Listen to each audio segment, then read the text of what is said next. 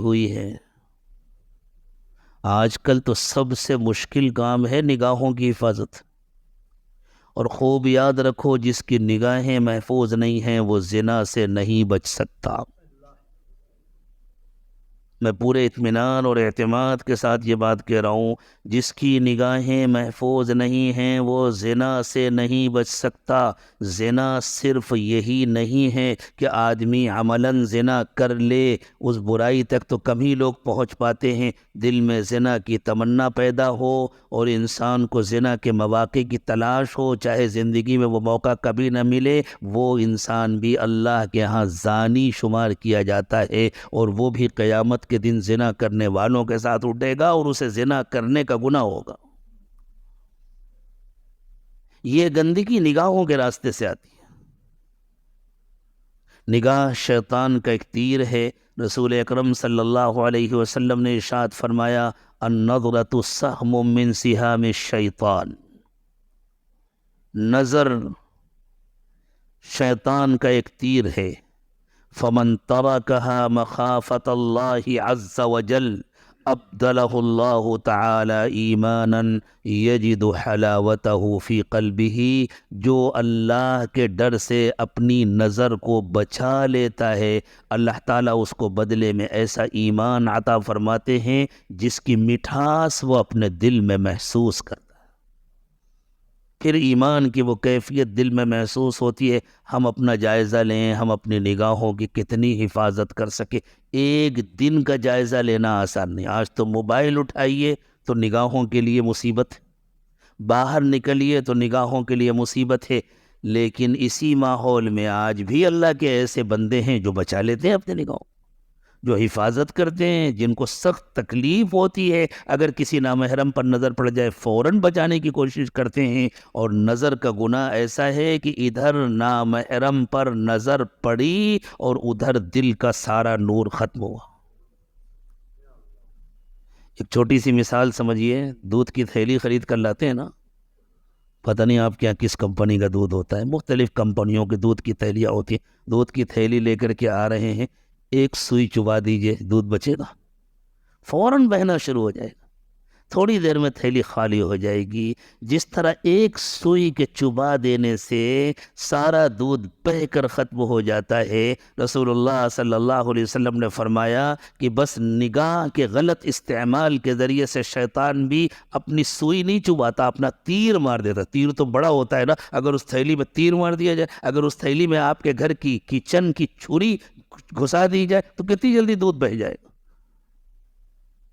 دل کا سارا نور ختم ہو جاتا ہے۔ ہمارے دادا پیر مرشد عالم حضرت پیر غلام حبیب صاحب نور اللہ مرقدہ فرمایا کرتے تھے، ہم نے اپنے حضرت پیر ذوالفقار صاحب کی زبان سے کئی مرتبہ یہ بات سنی، فرمایا آج کل مسلمان کا حال یہ ہو گیا ہے، وہ مسجد میں دیر تک بیٹھتا ہے، نماز پڑھتا ہے، تلاوت کرتا ہے، ذکر کرتا ہے، مراقبہ کرتا ہے، اللہ کو یاد کرتا ہے، اور اس کے دل میں بہت سارا نور جمع ہو جاتا ہے، اور باہر نکلتا ہے اور ایک بدنگاہی کے ذریعے سب ختم کر دیتا ہے۔ بلکہ بعض بزرگوں نے فرمایا ابھی یہ باہر نہیں نکلا ہوتا اور اس کی بدنگاہی کے ذریعے اس کے دل کا سارا نور ختم ہو چکا ہوتا ہے، ابھی باہر نہیں نکلے، ابھی چپل پہن رہے ہیں اور روڈ پر نظر پڑی اور کسی نامحرم کو ذرا شوق سے دیکھا، غور سے دیکھا، سب کچھ ختم۔ ہمارے سلسلے کے ایک بہت بڑے بزرگ تھے، حضرت مولانا عبد المالک صدیقی رحمۃ اللہ، حضرت خواجہ عبد المالک صدیقی رحمۃ اللہ علیہ۔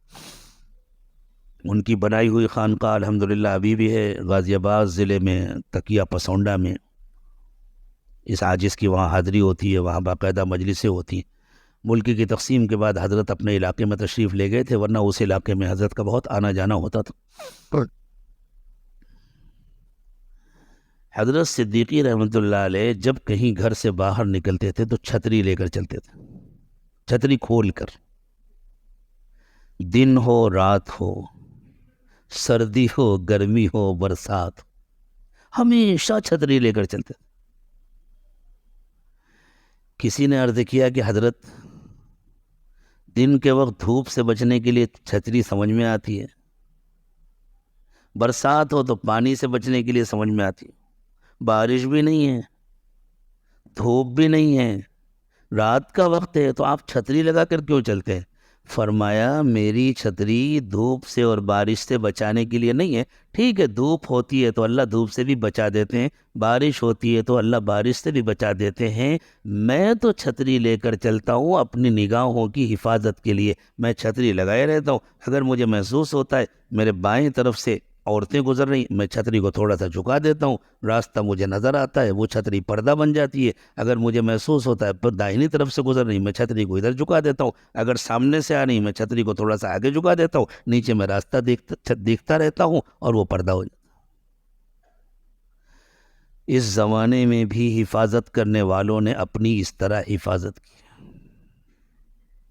ہمیں بھی کرنا ہے، اس لیے کہ اللہ کے پاس تو جانا ہی ہے، حساب تو دینا ہی ہے.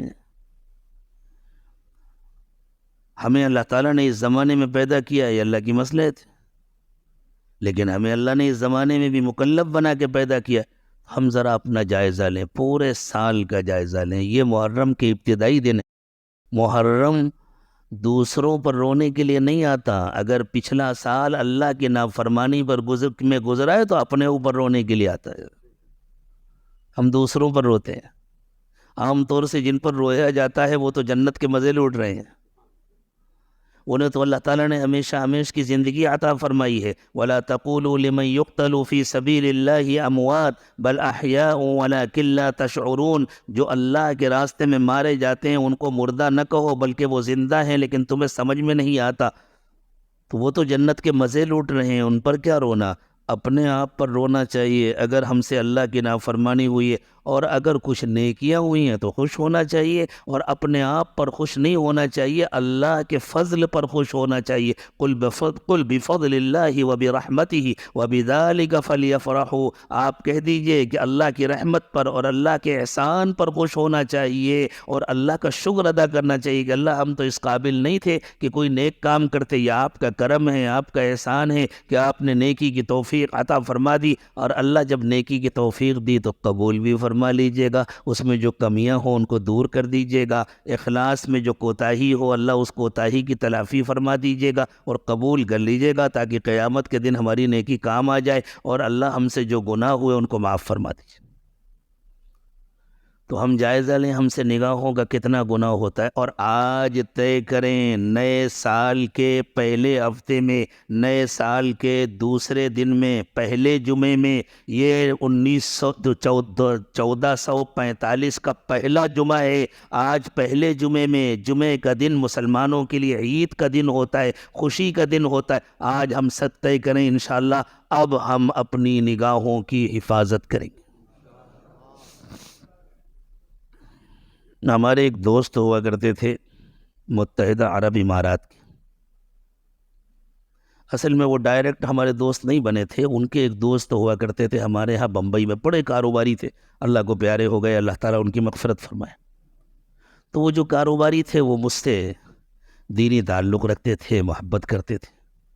ان کے دوست تھے، وہ عرب تھے اور بڑے شیخ تھے، تو بمبئی آتے تھے، ان کے یہاں آتے تھے، دونوں کی بڑی دوستی تھی. ایک مرتبہ وہ عرب صاحب بمبئی تشریف لائے تو انہوں نے دیکھا کہ ان کے آفس میں سے ٹی وی نکل گیا ہے.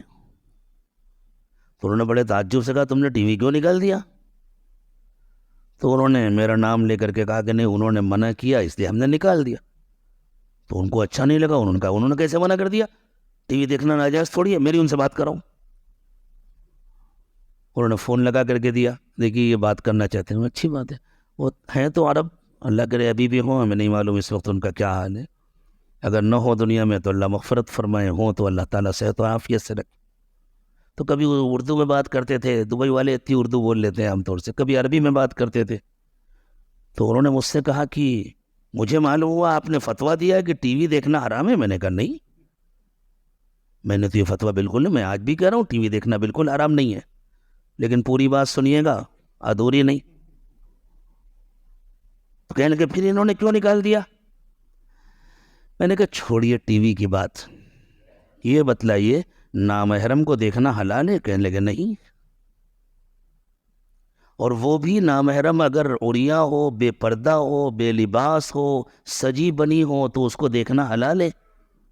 کہنے لگے نہیں، میں نے یہ فتویٰ دیا ہے کہ نامحرم کو دیکھنا حرام ہے، آپ ایسا کیجئے ٹی وی کا سوئچ آف کر دیجئے، بیٹھ کر دن بھر اس کو دیکھیے، میں فتویٰ دیکھ رہا ہوں بالکل حرام نہیں ہے، حلال ہے، دن بھر دیکھتے رہیے اس کو، نامحرم کو دیکھ۔ اور وہ چپ، ان کے پاس کوئی جواب نہیں۔ تو کہہ رہے کہ ہم لوگ تو نیوز دیکھتے ہیں۔ ہم نے کہا نیوز جو سناتی ہے وہ کون ہے؟ وہ آپ کی بہن ہے، بیوی ہے، بیٹی ہے، جتنے محرم رشتے ہیں ان میں سے کوئی ہے؟ کہہ لیں نہیں۔ میں نے کہا پھر نامحرم ہے نا؟ ہے۔ اور نامحرم کو دیکھنا جائز ہے؟ نہیں۔ کہا پھر آپ ہی فتویٰ دیجئے، اپنے دل سے پوچھ لیجئے، مجھ سے پوچھنے کی کیا ضرورت ہے؟ دوبارہ انہوں نے اس موضوع پر مجھ سے بات نہیں کی، انہوں نے خود کیا کیا وہ جانے۔ کتنا شیطان دھوکہ دیتا، نیوز دیکھ رہے ہیں، کوئی خبر نہیں معلوم ہوئی تو کون سی مصیبت آ جائے گی؟ دنیا کے واقعات ہم سے تم سے پوچھ کر پیدا ہوتے ہیں، اور پھر اور بھی ذرائع ہیں خبریں معلوم کرنے کے، لیکن اگر کوئی ذریعہ نہ ہو، اچھا بھوک لگی ہے بڑی زور سے اور روٹی ہے تندور کے اندر اور کوئی چھڑ نہیں ہے روٹی نکالنے کے لیے، ایک ہی راستہ ہے، ہاتھ ڈالو روٹی ملے گی لیکن ہاتھ پورا جل جائے گا۔ ہے اس مجمع میں کوئی با ہمت نوجوان جو کہے میں ہاتھ ڈال کے نکالوں گا؟ نہ بابا، روٹی یہاں نہیں ملے گی، کہیں اور جا کے کھا لیں گے، نہیں ملے گی روٹی چاول کھا لیں گے، کچھ اور کھا لیں گے، فلاں ہوٹل میں جا کے بریانی کھا لیں گے۔ روٹی کھانا کوئی فرض ہو تھوڑی؟ اب فتویٰ دیں گے مفتی صاحب، روٹی کھانا کوئی فرض ہو تھوڑی کہ روٹی کی خاطر ہاتھ جلا لیا جائے؟ بھائی ایسی نیوز سننا فرض ہے جس کی خاطر ایمان جلا لیا جائے؟